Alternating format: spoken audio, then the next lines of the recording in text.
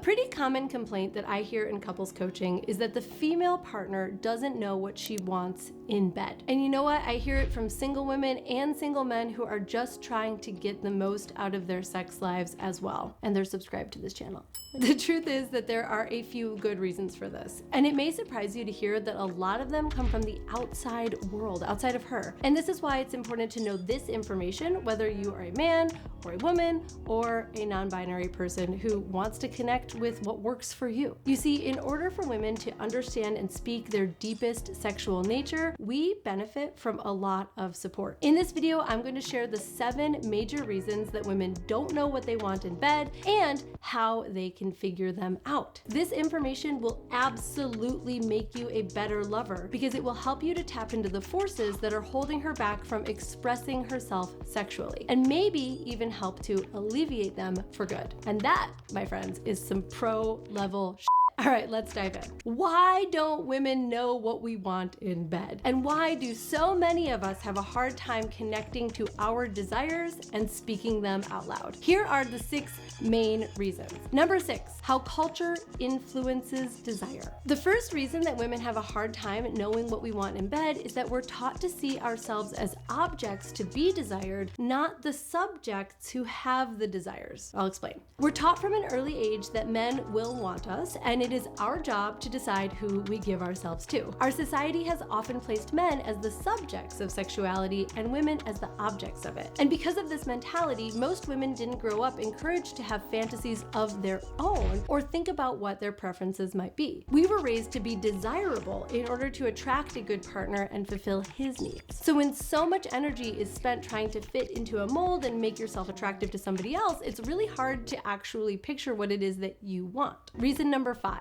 lack of sexual education. Think back to your sex ed class. Do you remember anything about female pleasure in there? Unless you went to a seriously kick-ass school, I'm guessing that the answer is no. So much of what we are taught in sex ed is about how to avoid unwanted experiences and not so much how to achieve pleasurable ones. So not only are women given no information about the complex ways that their bodies work when it comes to pleasure and orgasm, but they're also made to fear the possible repercussions of enjoying sex, like unwanted pregnancies and STIs. With all that, it's pretty easy to see why women are disconnected from our joy and pleasure. Reason number 4, shame and guilt. Now this one is a classic. Shame and guilt are at the root of so many sexual issues that both men and women face, and knowing what you want in bed is no different. You see, as women, we aren't encouraged to be sexually adventurous. In fact, we're often shamed for it. Men say that they want a lady in the streets, but a freak in the sheets. But where is she supposed to get freak training if she's gonna be made to feel bad for it later? So naturally, this can create an environment where many women are afraid to explore our sexuality. And how are we supposed to know what we're into if we never try it? Reason number 3, fear of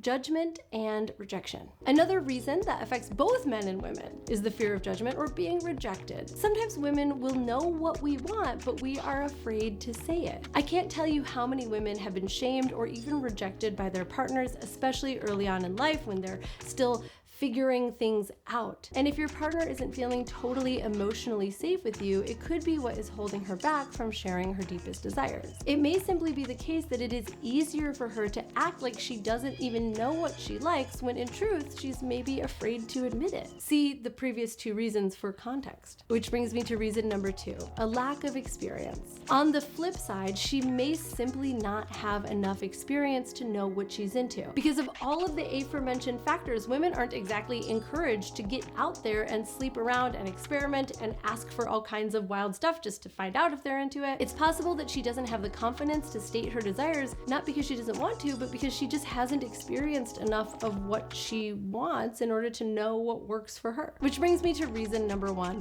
focus on a partner's pleasure. Now, this super common reason as to why women don't know what we want in bed is that we've been focused on our partner's pleasure. We've been told to please men. We're taught that as the object object of desire that sex is something that we give to men, not something that we take from them or something that we co-create with them. A lot of women get caught up in being good for their partner, so much so that they forget what it is that they want or that what they want really matters. Now, I'm not saying that you are the kind of lover who creates this environment. It's just that we learn this from the context and the conditioning that we are raised within. I'm a firm believer that the best sex is created between two people who are mutually getting and giving. But if you've been so focused on giving for your entire sex life, and men, I think you'll probably understand that, it can take some time to get back into tune with what actually brings you pleasure. How can women get better at knowing what it is we want in bed, and how can you, as a lover of women, support us through it? Here are 6 things to try. Number 1, self-exploration. Before even bringing a man into the mix, we have to know how to find and give pleasure to ourselves. And I mean this both sexually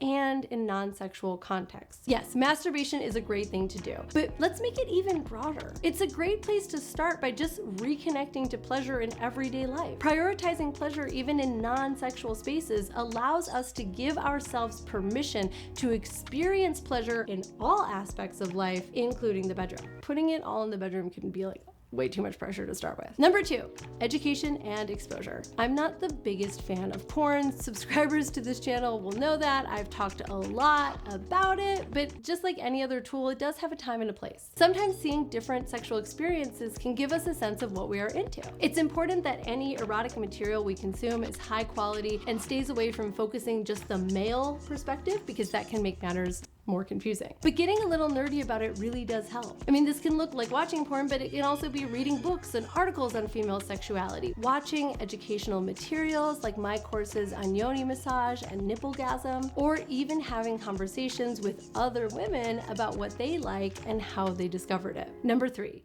practice mindfulness and sensuality. It can be really helpful to tune into your body for the map of what you want. So many of us are too in our heads during sex and masturbation to even know what's going on in here and what really arouses us. Focusing on your breathing and what your body is feeling can go a long way towards awakening desire. So try to be intentionally mindful when you are in an erotic space, whether that's solo or with a lover, or even digesting some erotic materials. Number 4, learn about your erotic blueprint. Understanding your individual erotic blueprint is incredibly helpful for identifying our unique pathways to arousal. In fact, I think this is the perfect framework to start your exploration. I did a whole video series on them that you can check out. In case you are not familiar, your erotic blueprint tells you what you individually need to feel turned on by dividing all of the different routes or blueprints to arousal into common categories. I highly recommend that you check it out. Number 5, experiment. Sometimes the only way to figure out what it is that you do or do not like is to try it. It can be helpful to make a list of all the different things that you are interested in and open to trying in the bedroom. Make sure that there is a safe, supported, boundaried environment where you can explore without any pressure or expectation. A yes, no, maybe list is a great place to start looking for inspiration. Going through a list, whether you make it yourself or download it from the internet, is a great way to see what sparks arousal. Again, because you're also staying mindful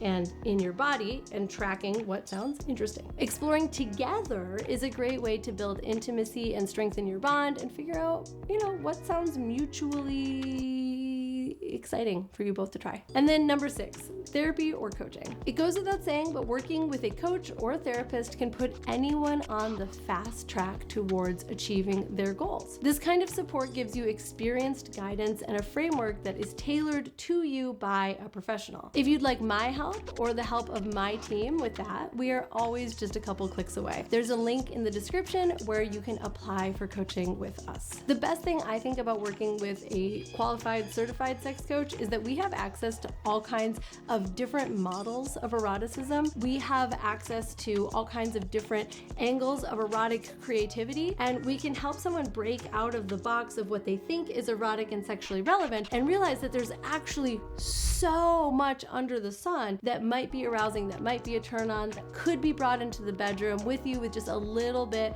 of creativity in how it is applied. Trust me, I have been a part of some really, really expansive and exploratory things that you would not even have thought were erotic, from alligators to M&Ms, that opened up people's sexualities in ways that they would never have otherwise gotten to. Now, whichever approach that you go for, the key is to always explore with curiosity and openness. And remember, whenever exploring something sexual or just generally in life, it is important to keep your eye on your boundaries. What is at the edge of your comfort zone that you're open to, and what is on the other side of that edge? Exploration can sometimes feel a little scary when you aren't confident about what you want, but there's always a little voice in your body that is telling you when you definitely do not want something, and this is a voice that we should try to always listen to. Just because a woman doesn't yet know exactly what it is that she wants in bed doesn't mean that there isn't a deeply sexual,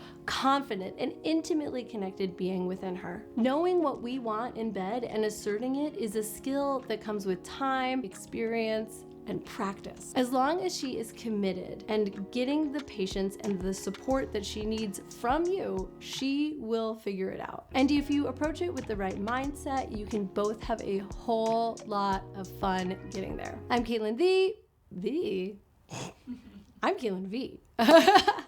Thank you for watching. If you aren't already subscribed to this channel, hit that button, join our community, and I will see you here next time.